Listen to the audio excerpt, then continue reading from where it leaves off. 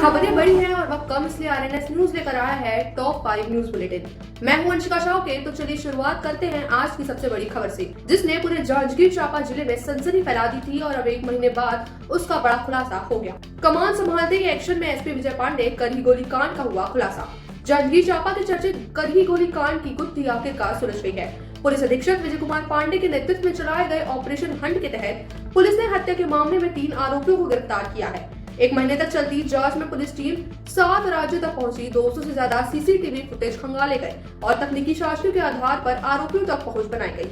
जांच में सामने आया कि उधारी विवाद, व्यवसायिक प्रतिस्पर्धा और मृतक आयुष कश्यप की बढ़ती आर्थिक स्थिति से उपजी रंजिश हत्या की वजह बनी। पुलिस ने आरोपियों के कब्जे से हथियार और घटना में प्रयुक्त मोटरसाइकिल भी बरामद की। मामले में अन्य आरोपी की तलाश जारी है।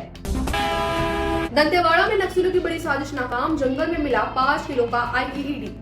दंतेवाड़ा के बहादुर थाना क्षेत्र में सुरक्षा बलों ने नक्सलियों की बड़ी साजिश को विफल कर दिया है। ग्राम हिड़पाल के जंगलों में सर्चिंग के दौरान जवानों ने करीब 5 किलो वजनी प्रेशर कुकर आईईडी बरामद किया, जिसे बम विरोधक दस्ते ने समय रहते सुरक्षित तरीके से नष्ट कर दिया। जानकारी के अनुसार नक्सलियों ने सुरक्षा बलों को निशाना बनाने और इलाके में दहशत फैलाने के उद्देश्य से विस्फोटक लगाया था। जवानों की सतर्कता से इसे एक बड़ा हादसा टल गया और पूरे इलाके में अतिरिक्त सर्चिंग अभियान भी चलाया गया। 90 साल की सास को पीठ पर ढोकर बैंक पहुंची है बहू। पेंशन के लिए 9 किलोमीटर का संघर्ष। 21वीं सदी का भारत डिजिटल इंडिया और विकास के बड़े बड़े दावों के बीच सरगुजा के मेन पार्ट से एक ऐसी तस्वीर सामने आई है जो व्यवस्था पर कई बड़े सवाल खड़े कर रहे हैं। यहाँ सुखमनिया बाई अपनी 90 वर्षीय सास को पीठ पर उठाकर हर महीने करीब 9 किलोमीटर दूर बैंक ले जाती है ताकि उन्हें पेंशन मिल सके। नदी नाले, उबड़ खाबड़ रास्ता और जंगल पार कर बैंक पहुंचना इस परिवार के लिए मजबूरी बन गया है। ग्रामीणों का कहना है कि पहले पेंशन गांव में ही मिल जाती थी, लेकिन अब बैंक में लाभार्थी की उपस्थिति अनिवार्य होने से बुजुर्गों और उनके परिजनों की मुश्किल बढ़ गई है।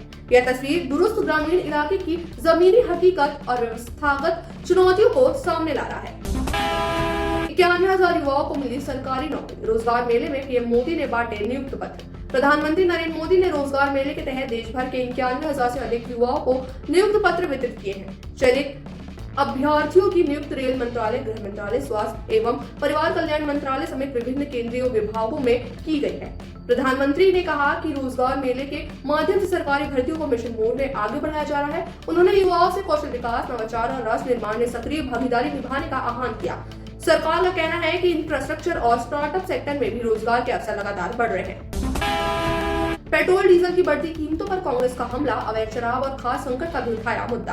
पेट्रोल और डीजल की लगातार बढ़ती कीमतों को लेकर प्रदेश कांग्रेस अध्यक्ष दीपक बैज ने केंद्र सरकार और भाजपा पर निशाना साधा है। उन्होंने कहा कि पिछले 10 दिनों से तीसरी बार ईंधन की कीमतों में बढ़ोतरी हुई है, जिससे महंगाई का असर आम जनता पर पड़ रहा है।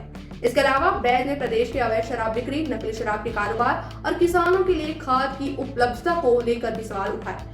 उन्होंने सरकार से इन मुद्दों पर स्थिति स्पष्ट करने और आवश्यक कदम उठाने की मांग की है। फिलहाल टॉप 5 में बस इतना ही। छत्तीसगढ़ की हर बड़ी विश्वसनीय और असरदार खबर के लिए देखते रहिए आरएनएस न्यूज।